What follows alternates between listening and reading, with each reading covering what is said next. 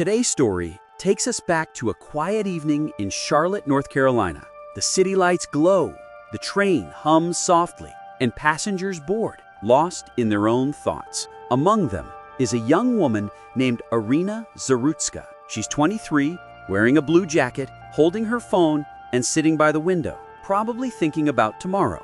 But in less than 10 minutes, her life will end.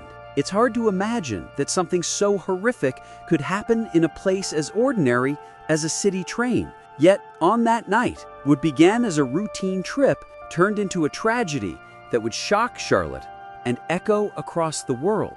Iryna was a refugee from Ukraine. She came to the United States seeking peace, safety, and a future.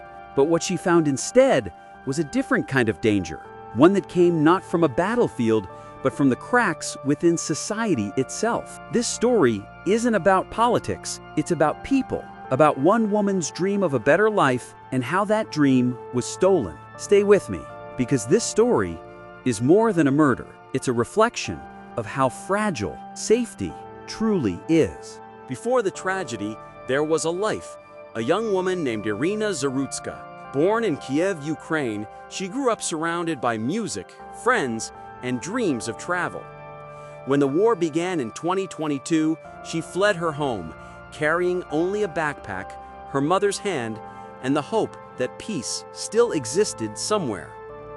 After months of uncertainty, her family found refuge in Charlotte, North Carolina. Iryna began to rebuild her life, working at a local pizzeria, taking English classes, and dreaming of becoming a graphic designer.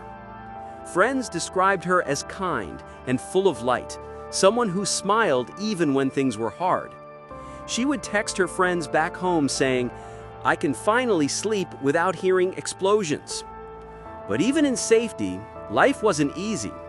The family struggled financially, and adapting to a new culture took time. Still, Iryna believed every day was a step toward a brighter future. She loved walking through the city, watching sunsets from the light rail, and believed ordinary moments, like a train ride home, were signs of peace.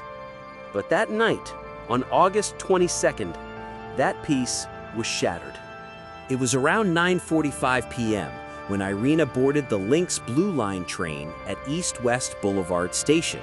Surveillance footage later showed her sitting quietly, scrolling through her phone. The train was nearly empty. A few seats away sat a man, DeCarlos Brown Jr., 34 years old. To Iryna, he was just another passenger, but within minutes, he would become her killer. Around 9:50, without warning, Brown stood up, pulled a knife from his pocket, and attacked. Witnesses said it happened in seconds. He stabbed her multiple times, in the neck, the shoulder, and the chest, before anyone could react. Passengers screamed. The train kept moving, unaware of the horror inside one of its cars. At the next stop, Brown fled, leaving chaos behind. Iryna collapsed on the floor. A bystander tried to save her, but it was too late. Police arrested Brown minutes later near the station, still holding the knife. Reports revealed a long history of mental illness and criminal behavior ignored for years. The news spread quickly. A Ukrainian refugee murdered on a train in the country she thought would protect her. Charlotte was left stunned, searching for answers that came too late. Who was DeCarlos Brown Jr.? And how could someone like him be free to walk the streets? Brown's life was a long trail of warnings ignored. Diagnosed with schizophrenia, he suffered delusions and had multiple arrests for assault, trespassing, and weapons possession. His mother pleaded for help, saying her son needed treatment, but the system failed. Courts released him repeatedly after short stays in jail or shallow evaluations that led to nowhere.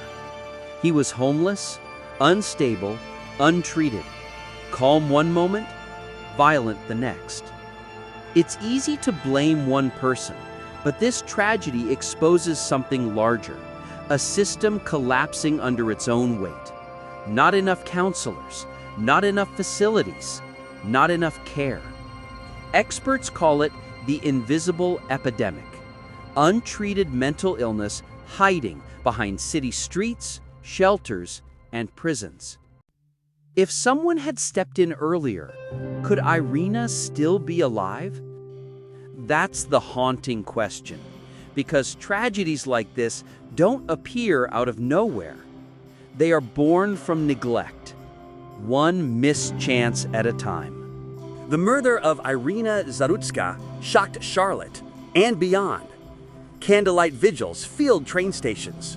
Flowers covered the platform where she once stood. People who never met her came together in grief and disbelief. But questions soon followed. Why wasn't there more security? Why wasn't there an officer nearby? Could this have been prevented? Transit officials cited surveillance systems and patrol schedules, but their answers felt hollow. Refugee advocates spoke out, saying Iryna's death revealed the harsh truth that immigrants, even in safe places, face hidden dangers. Language barriers, isolation, and limited access to help make them more vulnerable. Mental health experts called for reform. Police departments urged stronger coordination with hospitals. But as days passed, public attention began to fade, as it always does. Still, the image of Iryna sitting alone on that train remains burned in memory, a silent reminder that safety is never guaranteed. In the end, this story isn't just about a murder. It's about a system stretched too thin and lives overlooked. Iryna Zarutska escaped a war to find peace. She believed in new beginnings. She believed in safety. Yet her final moments remind us how fragile that safety truly is. We can't bring Iryna back, but we can learn from her story. We can demand stronger mental health programs. We can make public spaces safer. And most of all, we can choose compassion over indifference. Because change doesn't start with governments. It starts with awareness, with empathy, with you. So if this story moved you, don't let it end here. Share Iryna's story. Talk about mental health. Support local organizations helping refugees and people in crisis. Let this not be another forgotten tragedy. Let it be a call to action. Thank you for listening. Stay aware, stay compassionate, and never forget Iryna Zarutska.